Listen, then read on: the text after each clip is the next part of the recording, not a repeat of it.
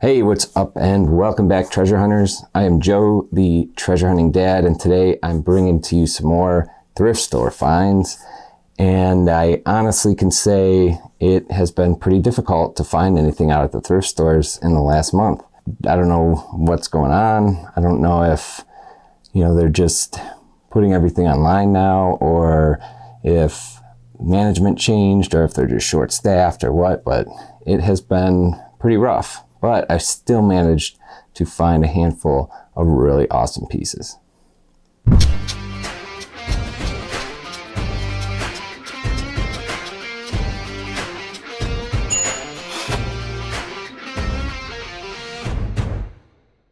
So we'll start it off with this. Nothing special. This is just a vintage folk art painting from Haiti. And you can see, real colorful. It is signed. Looks like Rodlin or Rodlio or something, and then it says Haiti. You can see this is nailed, but it's not like super old or anything. There's a little bit of stretching here, but it's okay. It's really colorful, kind of eye-catching. I picked it up because it was only $2, and I don't really have any idea what, like, this stuff actually is listed for quite a bit of money, like Haitian folk art, like vintage Haitian folk art stuff. So I might try to post this for like 50 or $60 and see if I could sell it.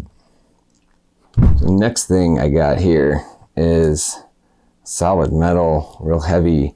I'm guessing cast iron that was painted or enameled or something, but it's heavy. You can see there's even like details on the bottom, like a crab would have. I thought it was pretty cool, especially given the size. I think it would make like a good doorstop or something. So I picked this guy up for $5.19. I did see a couple similar crabs sell on eBay for between the $50 and $75 range. So that's probably what I'll price it at. Okay, here's the next thing I got. I picked this piece up at Goodwill, and I got this one for $6.59. And this is, it's either an etching / like woodcut kind, or it's a pen drawing. I think it might actually be a pen drawing, because I looked pretty close and I can kind of see the indentation like a pen would make in the scribbly part over here. So it's signed, I think signed or titled Rosemary, January in '74, and it's just Red Barn. I tried looking up who Rosemary might be, if that is in fact the artist for this, but I couldn't find anything. This did come from, well, it was either framed or it came from a gallery. There's a sticker on the back. Caught my eye about this initially was the frame's really nice. It's solid, and just the matting and stuff, the double matting, looked professionally done. And also, I always look at any kind of original art, especially ones like this, because I have sold some pieces like this for quite a bit from a known artist. And then seeing the gallery sticker on the back is always a good thing to take a closer look. So I haven't posted this anywhere, but hopefully I'll be able to figure out who drew it. Here's the next thing I picked up. I got this at a Goodwill that's a little bit further from my house, and I find some pretty cool art there every once in a while. And I actually found two pieces, but this is the first one I'm going to show you, and it is a watercolor painting.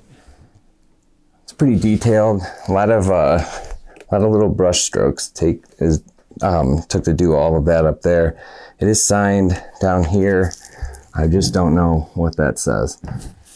This is another piece that, I want to post and figure out who painted it, obviously. There's a price tag. It is professionally framed. And anytime, even if I can't figure out the artist in the store to find real comparable items, anytime I find a watercolor or original painting that's done as well as this one, I pick it up, at least in my opinion. I don't know, maybe this isn't done well. But anyway, I got this for $11.11, and if I don't figure out who painted this, I could probably price it between 100 and 150. Here's the next thing I got, and I picked this up because I was actually thinking about using this to, I don't know, for whatever reason, just down here. I don't know what it used to be used for, but it is solid. You can see the shelves inside are done with these little dowels. And on the inside, I don't know what this was used for, but you can see like there's little cutouts on the top and the bottom. I don't know, solid wood little piece I got for $10, and I am probably just going to end up keeping this, but if I do put it online, I really don't have any clue what I would price it for, but for only $10, kind of cool. So here's the next thing I got, and obviously this is a pretty big painting here.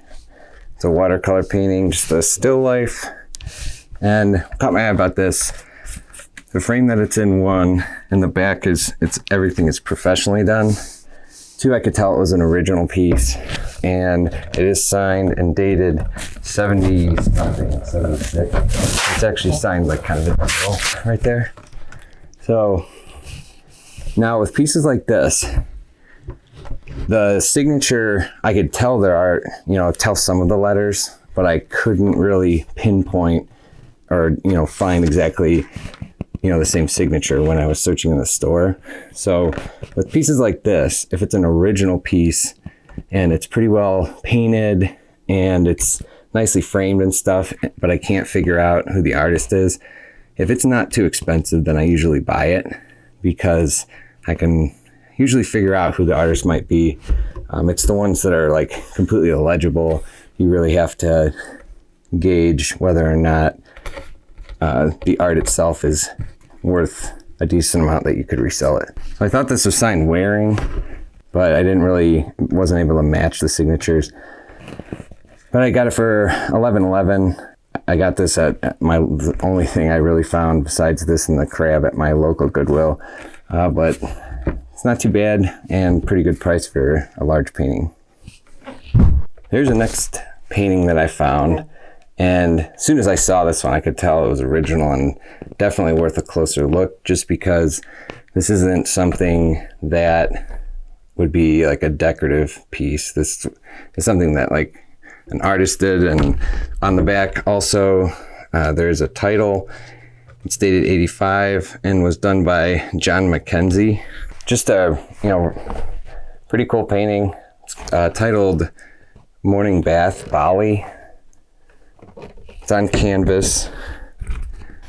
Now I did find a John Mackenzie or two. It was kind of difficult to tell subject-wise who might have painted this, but I think regardless, this would be a pretty decently expensive painting, just given the size and detail and stuff. So I'm not really sure exactly what I'll price it for, but it'll probably be somewhere in the $300 to $500 range. Oh, and I also picked this one up at a Goodwill, and it was $11.11. So here's the last piece that I'm going to show you today, and probably the best, most valuable piece I found. I found this along with that other watercolor at Goodwill, a little bit further from my house. Caught my eye, obviously the professional framing, like I say every time. And I honestly wasn't sure at first if this was an actual watercolor or not, because it looks so detailed.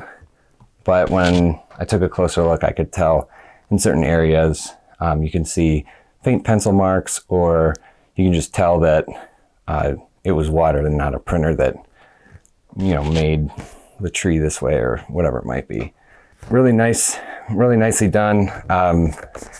This is signed Carl Weber, and it was pretty easy to find the artist on this one.